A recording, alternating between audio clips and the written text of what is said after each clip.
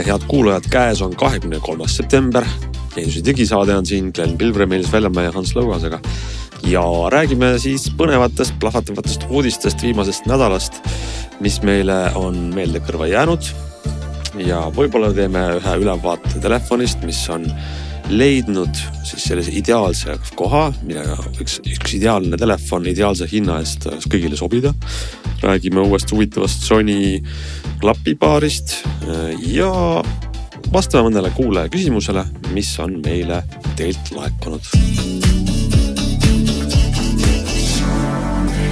Nii, hakkame siis saatega peale ja enne kui lähme mõnede asjade juurde, mida me oleme kasutanud ja arvustanud, siis vaadates tagasi viimasele nädalale, siis paljude inimeste jaoks on nagu küsimus see, et kas ma peaksin ka kartma, et minu telefon, milles on sees liitiumaku ja mis on täis elektroonikat, võib muutuda järsku mingiks pommiks, mis plahvatab pärast seda, mis juhtus Liibanonis, kus 1000 inimestel kellegi kurja signaali peale plahvatasid taskus piiparid ja päev hiljem ka siis raadiosaatjad. Et kas tõesti üks tavaline selline elektroonikaseade võib olla see, sest et küsimus mõnes mõttes on õigustatud. Meile räägitakse ju palju sellest, et liitiumaku iseenesest on tuleohtlik asi. Liitiumaku võib iseenesest süttida ja ülekuumenda ja põlema minna ja kes lendab lennukiga, see teab seda. Ja me mäletame seda Galaxy Note 7 skandaali mõne aasta. Ja kõik lennufirmad ütlesid, et kui te olete Galaxy Note 7 pardal, siis palun tulge siia ja visake oma aknast välja oma telefon. No, mitte päris nii, aga see oli tõsine häire. Tundub ikkagi, et esimene uudis on see, et piiparid veel maailmas tegutsevad. Et kui te näete kedagi piipariga kõndimas ringi, siis hoidke tast eemal, et see ei saa olla midagi head, sealt ei tule. Haiglates pidis olema levinud. Jah, no kes on meist umbes 8,5 korda noorem, kindlasti ei tea, et enne mobiiltelefoni oligi selline pisikene karp, kuhu siis sai saata alguses ainult numbreid, kui ma ei eksi, aga siis mingil ajal teksti. Ja see oli siis see piipar ja see tähendas seda, et sa vastatakse nüüd kuidagi, vaid sa pidid minema siis telefoni automaadi juurde või kellelegi ukse taha siis selle teate peale kohale. Ehk see põhimõtteliselt see piipar oligi selline kummaline asi, mis siis nagu üritas tulla lauatelefonist edasi, muutes inimesed justkui liikuvamaks, aga siis ainuke asi, mida teha sai, oli see, et sulle tuli siis sõnum, et kuule, et põleb, mine ruttu ja siis sa hakkasid tormama sinna, mis sulle öeldi. Et tegelikult jah, nagu me eelistas ka, et haiglates ilmselt sellistes kohtades, kus ongi vaja inimesi siis kusagile kutsuda, et mingit perejooksu peatada, siis piipar sobib iseenesest väga hästi, aga tal ei olnud siis jah nagu võimekust nagu teistpidi tagasi helistada ja kui ma mäletan ka õigesti, siis seal oli selline operaatori teenus, et sa pidid nagu helistama nii-öelda keskjaama, ütlema siis piipari numbri ja siis edastama selle sõnumi. Nii et piipar oli üks väga tore ja huvitav asi ja ma saan aru, et miks seal üldse olid kasutuses piiparid, oligi nagu see turvalisuse teema, et justkui on siis selline suletud võrk ja kõik on üliturvaline ja sestap need piiparid siis kusagilt telliti, aga... Sa mõtled nüüd praegust aastat või toona, miks? Ma mõtlen just praegust seda Iisraeli nii-öelda või seda sealset juhtumist. Ja pigem nagu tagasiminek ka võib-olla ahelas, et me teame, kuidas Iisraelis ettevõtted on näidanud, nad suudavad moodsa nutitelefoni opsüsteemi üle võtta kogu NSO grupi pahavara ja muud, et sa lähed aste tehnoloogilisel redelil allapoole, siis sa kasutad lihtsamat seadet, keskusest saadetakse sõnum sulle kood 453 ja sa reageerid. 453 tähendas et me saame poistega kokku kell 7 turul ja siis lähed sinna. Aga ega me täpselt ei tea, mis nüüd selle plahvatavate uudiste taga oli, aga suured lehed oma allikatele tuginedes kirjutavad, et siis vaenupool suutis müüa selle terrorivõrgustiku liikmetele neid seadmeid, kuhu sisse oli paigaldatud lõhkeaine. Ehk siis... Ja siis ikkagi teatava koodiga siis kõik tegid paugu. Et Hezbollah kuidagi ostis neid niimoodi, et nad arvasid, et nad on päris piiparid, et nad on väga targad, aga tegelikult ostsid seadmeid, kuhu see oli pandud siis natukene lõhkeainet.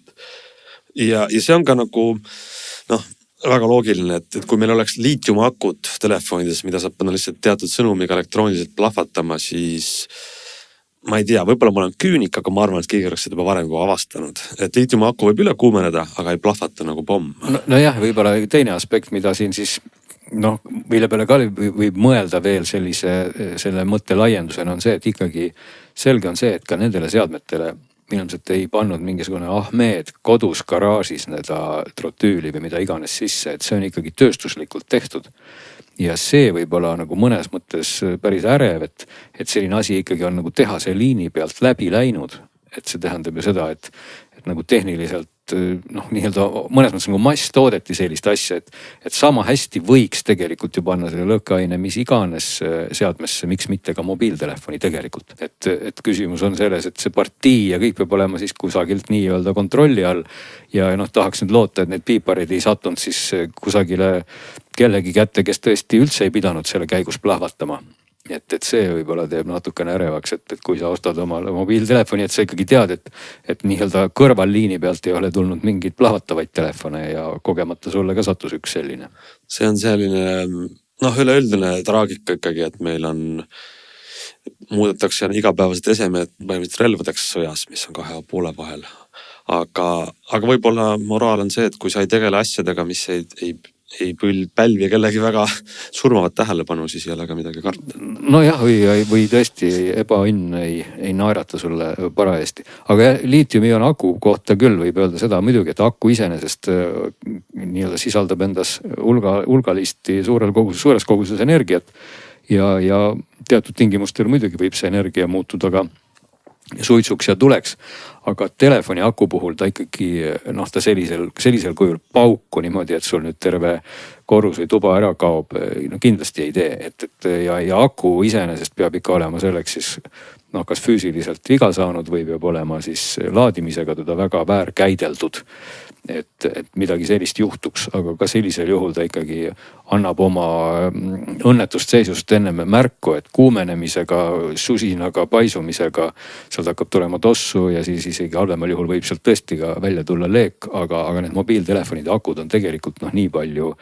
väikesed, et sellist väga suurt hävingut ma nagu julgeks öelda, et sealt ei tule, et kui on ikkagi juba suuremad akupakid tõesti, kus üks süütab nagu teise ja sealt hakkab see reaktsioon pihta, siis on see lugu muidugi halb, sest kui liitiumion aku iseenesest juba põleb, kui see reaktsioon nii-öelda hapnikuga seal kõik ühineb mühinal, siis on seda väga keeruline kustutada, sest et seal on terve keemiakombinaat, kes toodab justkui ise omale seda nii-öelda reaktsiooni algallikat, et see on selline, pole seal abiks ka vesi ega midagi muud, nii et selles mõttes muidugi liitiumion aku, nagu kõik asjad tegelikult on ohtlikud, kui neid valesti kasutada või kui midagi halba juhtub. Just, väga õige, tasub tähelepanelik olla.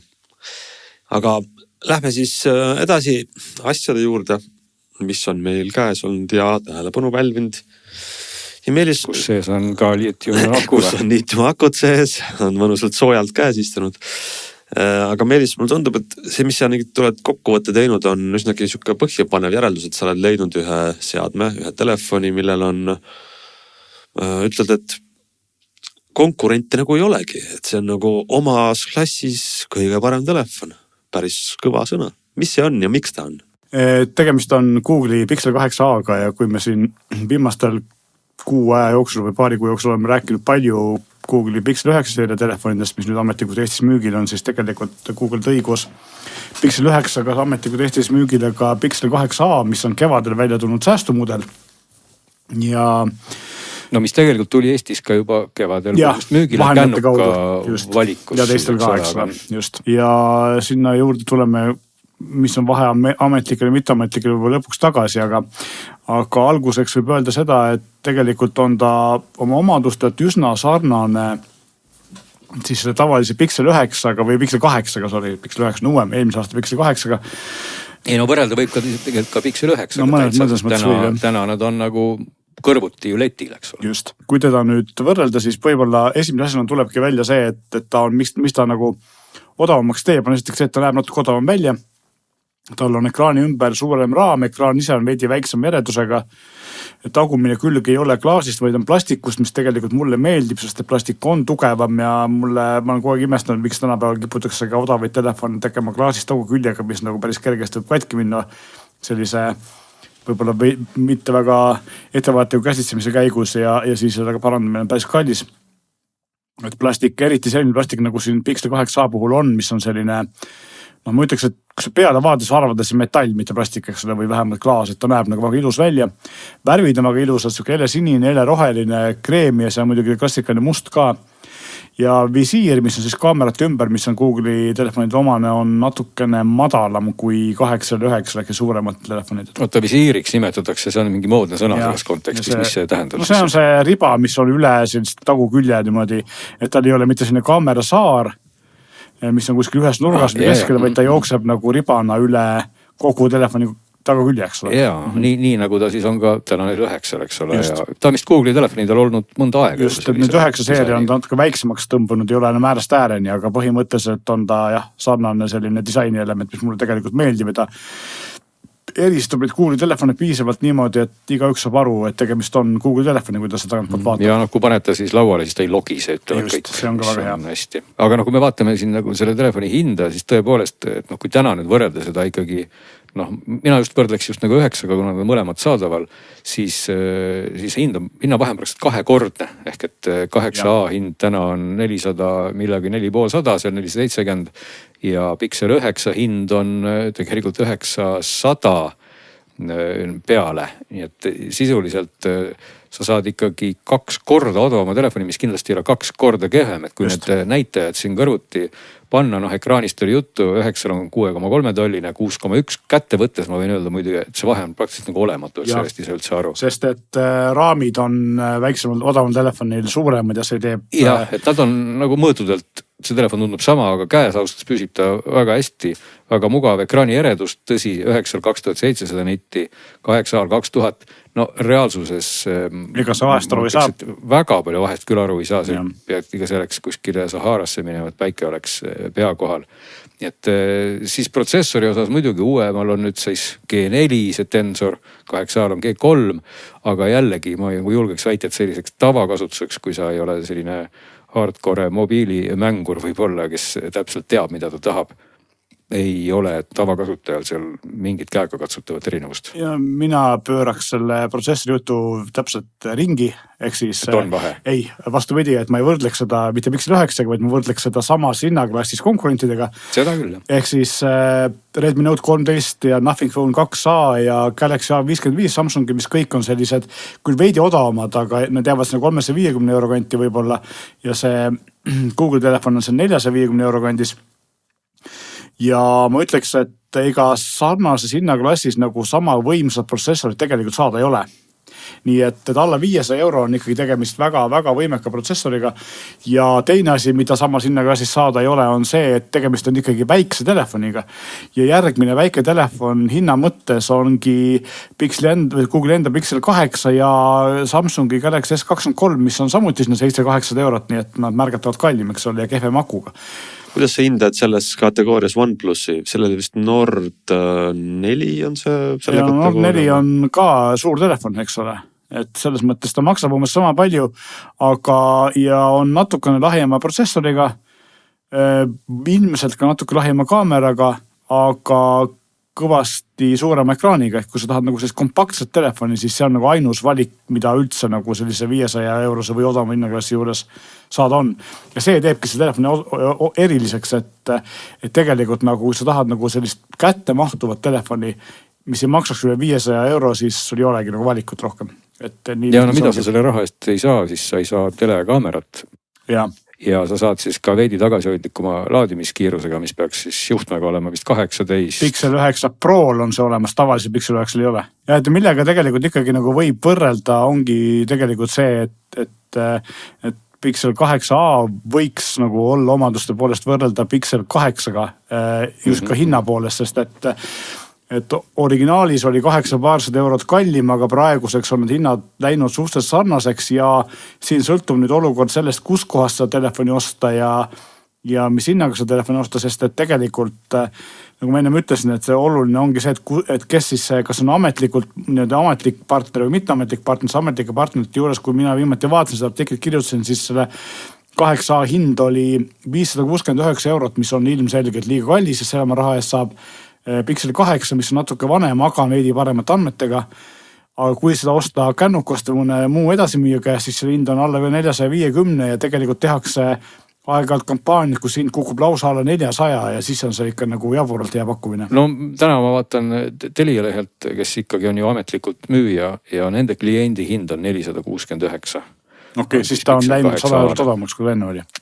Küll ütlevad need, et nii-öelda see päris hind on 569, kliendi hind on 469. Aga no see tähendabki seda, et ilmselgelt sa ostad Teliast siis telefoni. Ja, kui mina seda artiklit kasutasin, siis neil seda kliendi hind ei olnud, see oli ka ainult see tavahind. Positiivsest poolest veel, loomulikult kellele meeldib, kellele mitte, aga Google'i nii-öelda puhas Android ja teine asi see, et 7 aastat Androidi ja tarkvara uuendusi, mis on nagu väga eriti kas oskad sa öelda, kas sellega saad ka kohe seal seda Gemini Advanced iga natuke kaasa või 8A-ga seda ei tule? Tead, ei ole uurinud seda, et ma tean, et Gemini on olemas, saab kasutada, aga kas seda tasulist versiooni saab, seda ma just ei julge praegu peast öelda. Kaamera on muidugi tasemel ja siin on ka see, et siis üliläinud kaamera ei ole autofookusega erinevalt uuematest 9 seeriast, eks ole. Ja ta ei tee ka nii neoonvärvides pilte, nagu teevad Samsungi telefonid, mis paljudele võib-olla meeldivad, aga üldiselt, mis on nagu Pixeli telefonide eeliseks on see, et liikuvate objektide või subjektide, siis laste ja loomade ja selliste asjade püüdmine on parem kui näiteks Samsungi. Et see on, ja eriti kui me võrdleme odavamate Samsungi telefonidega. Ei no selles mõttes ongi ikka eriti mõnes mõttes nagu heas mõttes kummaline, et täitsa võib seda ka võrrelda just selle peaaegu 2 korda kallima Pixeliga ja muidugi seal on erinevusi, aga need ei ole üldse nii suured, kui hinnavahe on, et see on märkimisväärne. Suurem erinevus ja suur elevant ruumis, mis võib olla paljude jaoks selle telefoni ostmisest loobuma sundida on see, et laadimine on väga-väga aeglane. Ehk siis tal on 18 vatti, kui on olemas ka juhtmevaba laadimine, mis on samuti muideks vist 7,5. Ja ma ütlen, et ega selle sinna klassist teistel telefonidel eriti ei ole juhtmevaba laadimist, nii et see on ka tegelikult üks nagu eriomadus. Aga aeglane on muidugi. 2 tundi on 0-st täis aku, nii et kui sellest piisab, siis pole probleemi. Kas te arvate, et see on veel nagu tänapäeval probleem, et sa saad 2,5 tunniga telefoni aku täis, ehk inimesed ei lae enam öösiti telefoni? No vaat seda ma ei tea, sellest me peame tegema küsitluse, ma ütlen, mina olen nüüd üks nendest, kes ei lae juba väga ammu öösiti. Ma ei tea, mul ei ole enam ammu seda arvust. Mina viimasel ajal ka mitte. Sinu jaoks on vahe sees, et kas sa laed tundi aega või 2 tundi. Kui sa päeva laed, see on väga suur vahe. No minu jaoks nagu on, jah. Ma kuidagi juba peale seda, kui ma avastasin ikkagi, et telefoni akude eluiga ajas väga palju mõjutab see, et vanasti oli see just eriti, et sa panid telefoni õhtul laadima, opsüsteem oli ka nii palju rumal, et ta laadis selle telefoni 100-ni ja siis telefon väga pika aja oma elueast oli 100% peal, mis tegelikult akule ei mõju üldse hästi. Et nüüd uuemal ajal näiteks Samsungil saad seda lausa piirata 80%-ni, Pixelite puhul muide sellist piirangut ei ole, sa saad lihtsalt öelda, et lae nutikalt, mis muide tähendabki seda, et kui sa nüüd oled selline öine laadija ja seda siis stabiilselt sama graafikuga teed, siis ilmselt Pixel hakkab aru saama, millal sa tahad, et su telefon oleks 100 ja loodetavasti on siis see õige hetk. Aga kui sa oled selline, kuidas ma ütlen, mis see sõna on, sporaatiline või ühesõnaga see sõna, kus sa siis nagu teed üks päev nii ja teine päev teed kolmandat moodi ja 4. päeval hoopis jälle teistmoodi. Et siis sellisel juhul see tehisintellektne laadimine väga hästi aru ei saa, nii et ma pean ütlema ka, et olles siin täna nüüd Pixelit kasutanud ju mõnda aega, siis jah, kui mina panen ta laadija taha, siis see nutikas laadija alati arvab nutikalt, et telefoni aku tuleb laadida 100-ni. Ja sestap ma sellist öist laadimist ei ole üldse kasutanud, sest ma ei taha, et ta laeks seda kogu aeg 100-ni ja pigem ma turgutan teda alati ikkagi mingisugusel jõude hetkel ja mulle väga meeldib, kui ta teeb seda ikka suhteliselt ruttu, et näed, 10 minti on aega, lopsti laadija taha juba läks palju paremaks. See on jah õige ja Samsungil on ja iOSis on ka see, et jõuga 80% limiidi panemine. Aga ma saan aru, et ka Pixelis on see adaptive charging, adaptiivne laadimine, mis hoiab sul 80% peal ja eks hommikul äratuskellaks läheb täis. Või siis adaptiivne aku, mis peaks seda pikendama. No ütleme, et selle jutu taustal võime kohe võtta lahti, siis võtame laivis seaded laadimine ja vaatame korraks uuesti üle. Battery ja adaptive preferences, kas seal on vist selline? On olemas adaptiivne laadimine ja see tähendabki seda, ütleb mulle siin kiri, et aku töö ja pikendamiseks õpib telefon teie laadimisrutiini selgeks ja ootab, kuni vajate täis laetud akut. Et see on seesama asi, et ta tahab, et mul oleks mingisugune rutiin, et ta peab nagu aru saama, et näed, et ma panen sellel kellaajal selle juhtme taha ja nüüd sel kellaajal oli mul äratus ja sel kellaajal ma hakkasin minema. Aga kui te olete selline rutiinivaba inimene, siis noh, see ei tööta, mul on see lüliti sees, kasuta adaptiivset laadimist. Aga kui ma panen telefoni päeval laadima, laeb ta alati selle 100-ni. Nii et see tehisintellekt ei saa sellest aru. Sest et sinu rutiin ju ongi see, et sul on vaja päeval 100 ja siis lased edasi ka. No mul tegelikult nagu ei oleks vaja ja muide eriti kriitiline on see võib-olla just selle koha peal, et noh, kui teil juhtumisi on auto, kus te kasutate telefoni ja seal on ka Android auto ja on selline Android auto, mis siis näiteks juhtmega laeb või ka vabalt isegi juhtme vabalt laadida vabalt. Et kui te ühesõnaga sellises olukorras kasutate telefoni ja see laebki kogu aeg ennast 100-ni, siis see telefon ongi kogu aeg 100 juures, et ma pean ütlema, et siin nagu Samsungil oli väga tore, et ma autos kasutades ütlesingi kogu aeg, noh, mul oli kogu aeg see 80 piirang ja autos isegi juhtme otsas telefon istudes tegin võib-olla pikka sõitu ja paningi juhtme sinna laadimiseks, ta ei läinud kunagi üle 80, siis ma pean ütlema, et Google Pixel adaptiivselt kogu aeg ka autos selle telefoni mul 100-ni laeb, nii et ma pean ise olema siis hoolas või ka mootorratta peal, kus iganes see laadi on, et ma olen kogu aeg tegelikult nagu vaadanud, et kui ikkagi läheb üle 80, me oleme võtnud selle juhtme tagant ära, aga noh, kui teil näiteks Android autod ei tööta ilma juhtmeta, siis te ei saa ka juhet tagant ära võtta. Ja siis on olukord, kus noh, vaatate nukralt, kuidas telefoni aku siis saab 100-ni täis ja seal 100 peal ka on. Ja täpselt sama pluss ja miinus on ka muide iOS-iga, et miinus on see, et tal on ka see adaptiivne laadimine, optimiseeritud laadimine, mis samamoodi läheb lolliks, kahjuks, et ta ei ole nii tark, kui me tahaks, aga hea on, et saab panna selle 80% ülemlimiidi, millega ma tulen tagasi.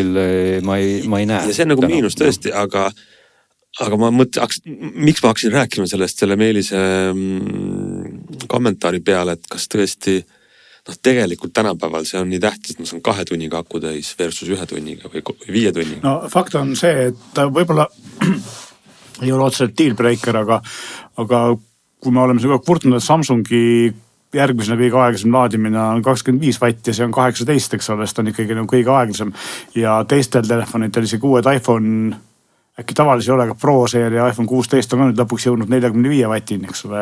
Ja hiinlased lähevad ikkagi 60, aga mõned üle 100 on seda natuke liiga palju, aga ikkagi jah, see kiirem laadimine, 45-50 vatti võiks ikkagi tänapäeval juba kõigil telefonidel olla, et üle selle ei olegi tarvis, aga see oleks küll praegu vajalik. Aga ütleme nii, et kui see 2 tundi täislaadimist ei ole probleem, siis väga hea telefon. Selge pilt.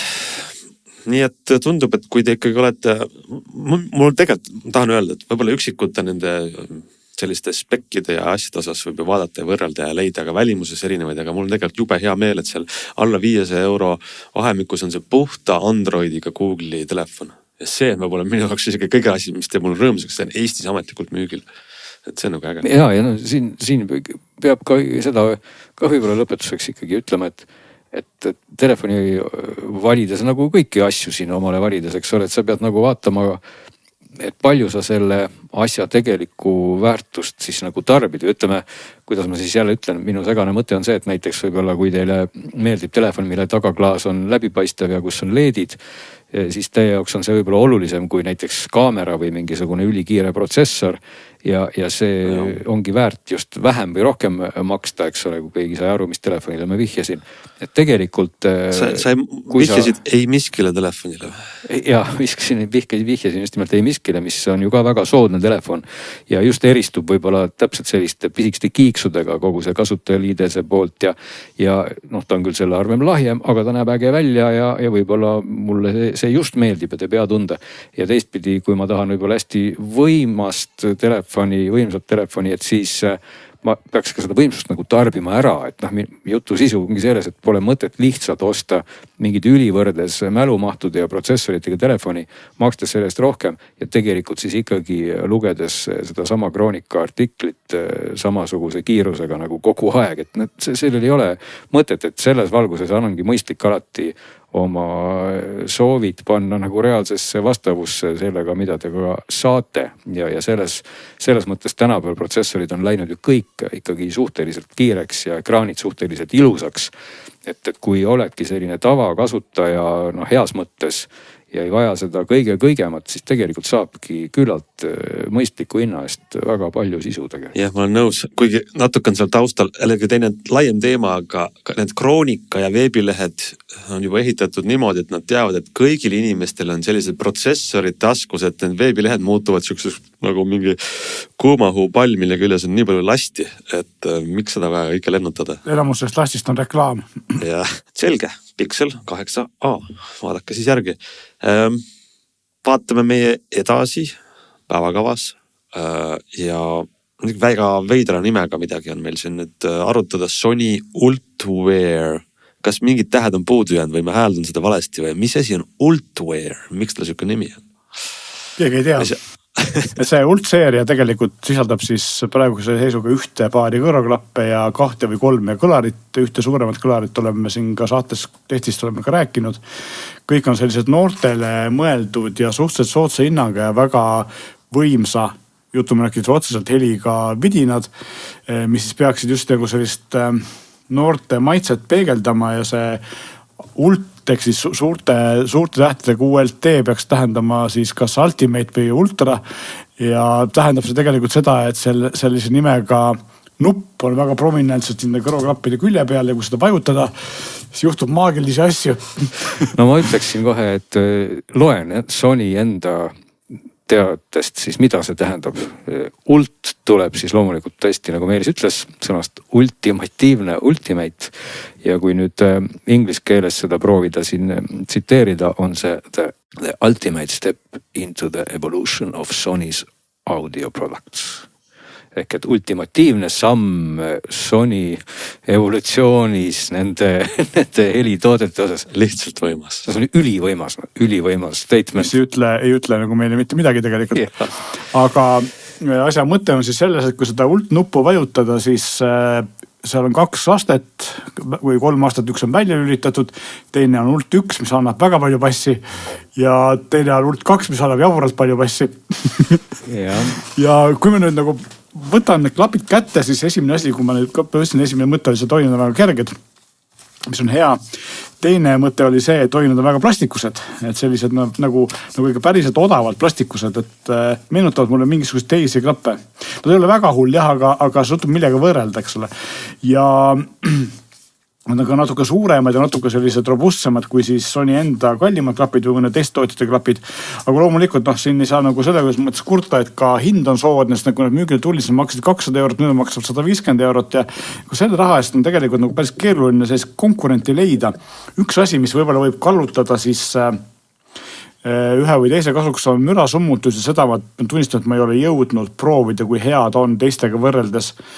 Üldiselt Sony mürasummutus on hea, eks ole. Just. Ja, ta on ikkagi hea ja Sonyl on endal muidugi need legendaarsed, oli see siis XM, eks ole, seeria vist, kui ma nüüd ei eksi, mida on ju tehtud juba aastaid, et mitte öelda varsti aastakümneid, mis ongi ülihea mürasummutusega ja need oma selliselt üldiselt disainilt ja ehituskvaliteedilt ja kõigelt väga ikkagi meenutavad neid kalleid klappe ja ka mürasummutuse osas, et selles valguses ei saa midagi halba küll öelda nende kohta. Aga nüüd, kui rääkida helikvaliteedist, siis mina võib-olla ei oska seda nii hästi hinnata kui Glenn, aga mu esimene mõte oli, kui ma pähe panin kuulas, mõtlesin, et enam-vähem vaikimisi olid kohe selles Ult 1 asendi, siis ma näppisin neid equalizeri seadeid ja võistsin selle Ulti maha ja proovisin ühte ja teistpidi ja mõtlesin, et tegelikult nagu pole helile otseselt nagu häda midagi. Aga tundus, et nagu midagi on nagu ikkagi puudu või mingit sära selles helis on nagu vähem. Ja siis ma võrdlesin neid 2 teise mudeliga, üks neist on siis sama XM seeria, ehk siis paar aastat või praegusest 4 aastat vanad XM3, mis mul hetkel peas on. Ja teised on tegelikult selle Sonyga võrdse hinnaklassiga, see on 150 euroses hinnaklassi kuuluvad JBL-i Live 660 NC-d. Ja nendega võrreldes sain ma aru, et tegelikult nende Ultwearide heli tuleb ikka veidi nagu padja alt või selles mõttes siuke, ma ei tea, kas kõrget osa on nagu vähem ja võib-olla keskmisi on ka vähem ja see passi on nagu kuidagi palju, isegi siis, kui seda passi nagu maha keerata, seda sära ei teki sellest helisse. Et võib-olla sest noored inimesed, kellele need klapid on mõeldud, neid juvitagi. Ma ütleks, et ta meenutab võib-olla see helisignatuur meenutab mulle vanakooli Beatsi enne seda, kui Apple Beatsi ära ostis, heli paremaks tegi. Eks sellist aegade alguse Beatsi klappe, kus oli väga palju passi ja vähe midagi muud. Ja see oli ka ju suunatud just sellisele samale nagu vanusegrupile või seltskonnale, kellele need Sony klapid. Et selles mõttes ilmselt ei saa midagi ette heita, et see heli ongi tuunitud täpselt oma sihtrühma peale, eks ole. Aga jah, et kui ma praegu valiks, ma pigem võtaks need JBL-i klapid sama raha eest, mis teevad minu jaoks tasakaalustatumat häält ja need XM3-d, mis mul peas on, need teevad veel paremat häält ja muidugi on palju parem mülasummutusega ilmselt, aga neid enam saada ei ole ja XM4, mis on siis praegu veel müügil, maksavad ikkagi 100 eurot rohkem kui need Sonyd, nii et ilmselt see hind paneb ka asja paika. Ja no Sony on teinud siis väidetavalt sellise uuringu, kus nad on siis küsinud oma kuulajate käest, mida te tahate saada. Ja 41% siis on öelnud, et passi me tahame saada. Ja kui me siis, selle uuringus oli siis küsitud veel muid asju ka, et kas te tahate siis võib-olla kuulata hoopis lauluhäält või pille instrumente ja head balanssi ja selget heli. Ei, me vajame passi. Nii et selles valguses on siis sihitud võib-olla täpselt sinna väravasse ja ka minu selle ääre või heli koha pealt midagi väga sisukat ka tegelikult lisada ei ole. Et lihtsalt esimese hooga ma väga ehmatasin, sest et ilmselt eelmine testija, kes oli neid klappe kuulanud, oli veendunud, et bass on ikkagi vähe ja ta oli veel sellest equalizerist, seal on equalizer ka äpis, mida sa saad siis õnneks natukene nikerdada üles ja alla, oli siis keeranud ka sellise asendi nagu klassikaline naeratav graafikaga selle vahega, et see üks ülemine suupool ei olnudki veel väga üleval, küll aga bassid olid sealt equalizerist ka põhjas. Ja siis kui see ultnupp oli ju ka sees, no siis tegelikult see esimene moment, kui sa panid pähe need klapid, siis ma mõtlesin küll, et mis toimub, et nagu põhimõtteliselt. Kas said passi? No mul oli selline, et minu kõrval majas käib pidu. Ja selline väga, väga vali pidu, et tõesti täpselt selline hääl nagu kui te kuulete, et kui kõrvalmajas on keeratud. Summutatud küpsa. Ja et selline 10 kilovatine PA või 100 kilovatine on keeratud suhteliselt põhja ja see on siis kvartal või tänav teist eemal. Vaat siis selline hääl sealt kostis. Ja siis ma ikkagi alguses tõesti mõtlesin, et assa kurat, et kas olukord on juba nii hulluks läinud, et nüüd selline heli on moes, aga ilmselt see oli siis ühe konkreetse inimese eelistus, et equalizeris sai ikkagi tõesti selle passi otsa siis natukene maha siluda või sirgeks tõmmata. Ja siis nagu see pilt nagu nii hull ei olnud, aga loomulikult ta on ikkagi selline natukene summutatud, et ta ei ole nüüd klassikalise orkestri kuulamise kõrvaklapp, et selge see, et nagu see uuring siis näitas, et passi sealt tuleb, aga kui sa equalizerist muide neid keskmisi sagedusi järgi aitad, et tegelikult oli võimalik sealt täitsa keerata ka selline vana inimese profiil natukene ka, et see ikka. Sai päris okeiks jah. Sai jah, aga mitte küll, see oli natuke selline upu ja päästmine, aga ta päris ära kuivatada seda upu, et ei õnnestunud, et ta nagu oli, aga mitte ideaalne, aga see on võib-olla hoopis vale sihik, kuhu me praegu nagu vaatame seda asja, et tegelikult ilmselt nagu see 41% ütles, et tõenäoliselt nemad veel keeruvad equalizerist ka selle põhja ja see kõrvalmaja pidu ongi see, mida nad tahaks kuulata. Loomulikult kasutusmugavus või need nupud, mis siin peal on, samamoodi see puutetundlik osa ja see on ikkagi Sony nagu väga hästi õnnestunud, eks. Samuti saab ka juhtmega kasutada ja võib-olla äpp on muidugi Sony, ta natuke segadust tekitab ja keeruline, aga ta on väga võimaluste rohkem. Äpp on see sama, ütleme vist. Sonyl on see kõrvaklappide äpp on kõikide. Üks asi, mis nagu mulle silma jäi, mis tegelikult ilmselt ei ole oluline, eriti nendel inimestel, kes on selle klappide sihtrühm, aga näha on, et seal sees on natuke vanem kiip, sest et LDAC koodek, mida mulle meeldib kasutada, aga mis tegelikult väga palju juurde ei anna, töötab ainult siis, kui välja lülitada siis DSCE ehk siis selliste kokkupakitud muusika virtuaalne parandamine ja ühtlasi ka multipoint. Ehk siis selleks, kui ma tahan kasutada parimat võimalikku helikvaliteeti, siis ma ei saa neid klappe kasutada korraga 2 erineva seadmega. Et sama asi oli Sony vanemate tipptasemel klappidega ka, aga nüüd uute XM4 ja XM5-ga kindlasti on see ära parandatud, eks need uuemad Sony kiivid lubavad nagu tippkvaliteediga koodekid kasutada samal ajal kui neid lisafunktsioone. See on nagu üks erinevus ka odavate ja kallimate klappide vahel. Ja toetavad siis nagu paljud Sony klapid, ma ei tea küll, kui paljud inimesed üldse sellest huvituvad, ilmselt selle uuringu kohaselt võib-olla 0,4% on seda 360 kraadist heli ka. Ja mina olen üks nendest, keda see üldse huvita, aga võib-olla ma muudan tulevikus oma meelt. Aga kui kallis on siis kallis? Kas me hinnast rääkisime või ma lihtsalt ei mäleta? Ja rääkisime, et nad tulid müügile 199 euroga, praegu saab neid lausa 149 euroga, nii et tegelikult hind on mõistlik. Ja, et selle raha eest tegelikult ei ole üldse halb, kui te kõik need ultimatiivsed nupud välja lüüte. no noortepärased klapid, noortepärase hinnaga siis ka. Jaa. Mis meil siis täna veel mainida on? Ma tahtsin ära veel seda, et eelmine saade me juba mainisime IKEA Dirigeera uuest Matter uuendusest, mida ma miskil põhjendusel oma katseseadmega tööle pole saanud. Matteri tugi küll ilmub keskseadmesse, aga on nii-öelda hallis asendis, kus seda käivitada ei õnnestu. Minu katsetused jätkuvad ja siis võib-olla järgmine saade või edaspidi jagan ka seda, kui mõnus on muuta siis IKEA selleks Matteri keskpunktiks, kuhu teisi asju liita. Aga meil on natuke tulnud ka kuulajatelt kirju ja võib-olla vist ainult üks, mida tegelikult ma võiks ette võtta, sest see puudutab teemat, mis on väga tähtis meile kõigile, rääkides sõnumitest. Ja meile kirjutab, kohe ka vaatame, kuidas see nüüd siit lugeda, Margus kirjutab meile sellisest teemast nagu RCS.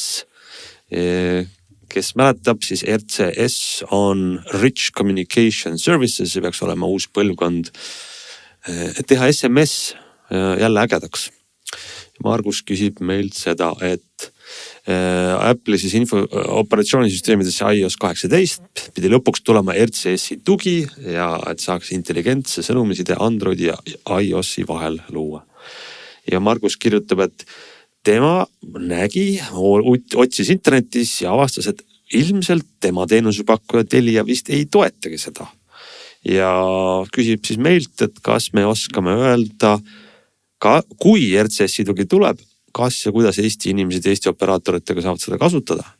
Ja Meelis, sina läksid ja küsisid sama küsimust. Mina läksin ja küsisin ja minu jaoks oli see üllatus, sest et Androidi maailmas olles mina olin harjunud sellega, et RCS töötab ilusti, sest et lihtsalt Androidi peal on see Google'i hallata ja minnakse nagu suhteliselt operaatoritest mööda sellega, eks ole. Nii et ja iOS-i puhul ei ole see mitte nii. Ja küsisin seda kõigilt Eesti operaatoritelt ja kõik Eesti operaatorid meile ka vastasid mulle ja ütlesid ühte sama asja, et Eestis ei tööta RCS praegu veel iPhone'idega.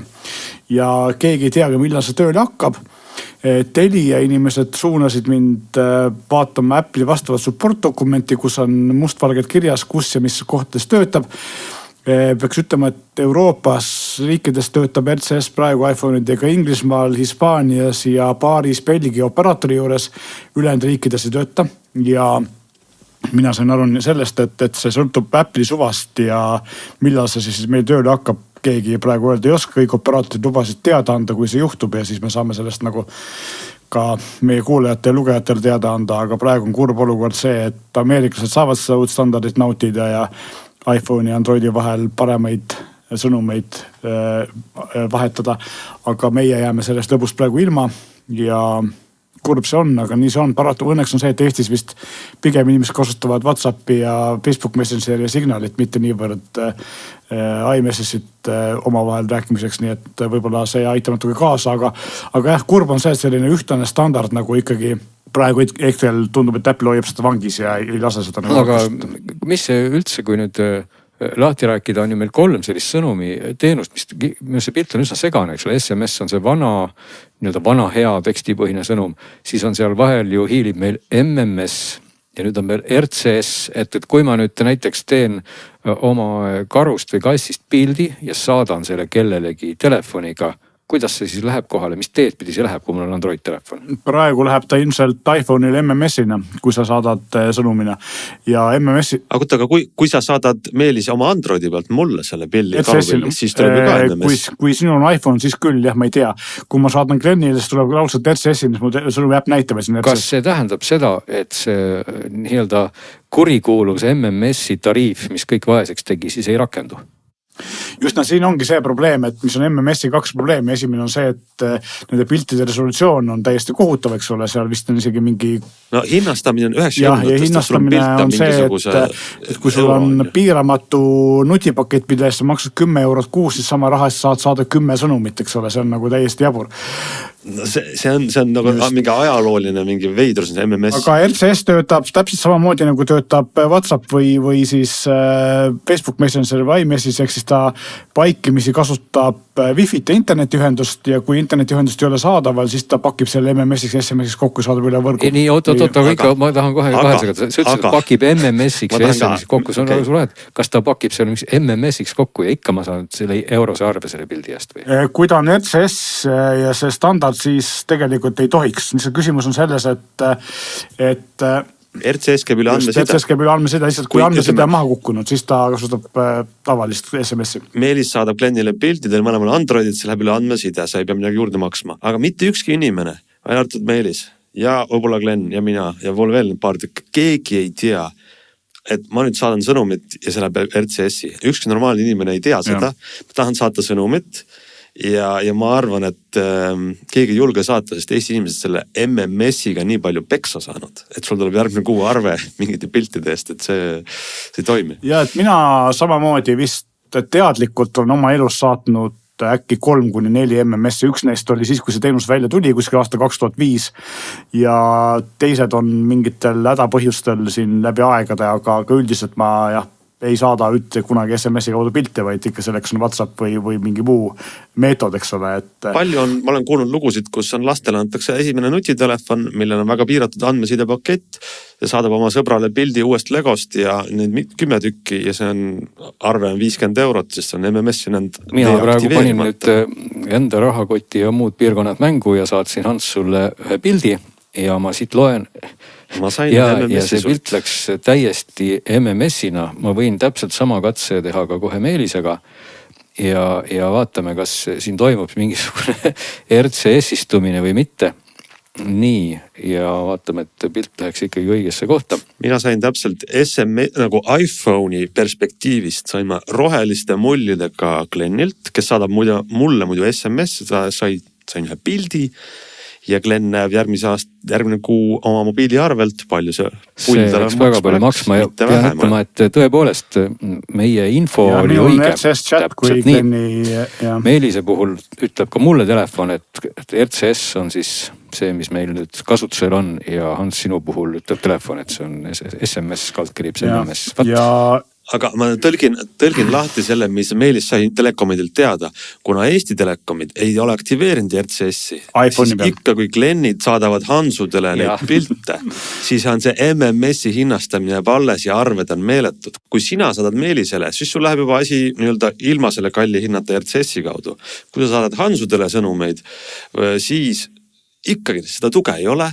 RCS-i tuge iPhone'is on olemas, aga nad ikka ei ole seda telekomi poolt tööle pandud. Või ka teisele iPhone'ile, mis siis juhtub, ütleme, et kui sina saadad... Kui ma saan teisele iPhone'ile, siis minu telefon teab, et tal on number registreeritud. Ja läheb sealt ka üle andmeside. Aga kui ma... Ja kui ma sulle saadan, siis mul mobiiliarv jälle suureneb MMS-ina võrra. Üks oluline asi ja erinevus tavalist SMS-ist, mida ma pean vist välja tooma, on see, et kui Glenn saatis mulle selle pildi, mis ütleb mulle, et tegemist on RCS chatiga Glenniga ja siis on all mul seal luku ikoon, mis ütleb, et this chat is now end-to-end encrypted, siis et see on ospunkt krüpteeritud, nii et keegi pealt kuulata ei saa. See on ilmselt ka väga oluline info. Muide, kas sa näed ka, mis on seal pildi peal või? Absoluutselt, see pilt on väga detailne. Ma näen, et siin on lumetõrje tööd ja läbisõitu suletud. Ja see pilt on tehtud täna. Aga taga on rohi on roheline ja lumetõrje tööd käivad Tallinnas. See on Tallinnas tehtud ja et see pilt on ühesõnaga täna, et läbisõit on seal raskendatud, sest lumetõrje tööd on hoos. Aga ühesõnaga, et siis RCS-i tulekut iPhone'idele Eestis peame me paratamatult ootama ja operaatorid on lubanud meid hoida kursis, millal see ilus päev lõpuks tuleb. Ja siinkohal ma rõhutaks ikkagi üle seda, mida ka Hans ütles, et see puudutabki täpselt ka väga palju neid Androidi omanikke, kelle sõbrad on iPhone'i omanikud. Ja vastupidi just, et just seal tuleb see karvane MMS-i käsi jälle sirutub välja. Kui su sõbrad on kõik iPhone'i omanikud ja vastupidi Androidi omanikud, siis see huvitas nüüd üldse. Aga ma olen ka veendunud, et väga suur, kui mitte kõik Androidi omanikud, nad ei mõtle sellise asjale nagu RCS, nad ei julge saata teisele Androidi inimesele, nad ei teagi, kas mu tädil on Android või iPhone. Ma lihtsalt ei julge saata SMS-iga pilti, ma saan mu WhatsAppis. Ja telefon küll ütleb seda sulle sellel hetkel, kui see pilt on läinud teele. Et ta saab aru. Jah, aga ma veel vaatan see on tõesti Apple'i kodulehel tugidokumentide all on see operaatorite võimekused kirjas ja kui kedagi lohutab, siis ühelgi Euroopa operaatoril pole RCS-i tuge, erinevalt siis näiteks Põhja-Ameerika operaator. Kokku on 16 operaatorit ja näiteks Belgias on Base, kellel on RCS. Samuti on, vaatan kui mis riik see on, ka Belgias on kõigil, Proximusel on, Telnetil on. Siis oli mul vale. Siis on, mis lähen siit natuke edasi, Prantsusmaal on SFR-il, mitte kõigil operaatoritel, ainult SFR-il tundub olevat. Ja ka Telekomil, ehk siis on siis Saksa Deutsche Telekom, eks ole. Ja Hispaanias on enamusel operaatoritel. No ühesõnaga, praegu ma vaatan ka täpselt Euroopa operaatorite nimekirja ja ma ei näe mitte ühelgi neist, küllap see on minu mingi vale brauseri leht, mis ma näen. Igatahes eestlased peavad veel ootama, kuni RCS meie maale tuleb. Senikaua, nagu me eelmine saade rääkisime, ootame, et saaks WhatsAppist saata ja vastu võtta sõnumeid Messengeri inimestega, nii et juba see on ka suur samm, mis võib-olla teeb elu ka palju mugavamaks. Aga tänane saade on sellise tõdemuse ja eksperimendiga jõudnud lõppu. Aitäh, ootame teie kirju ja mõtteid, ise kogume oma mõtteid ja jagame neid teiega juba nädala aja pärast.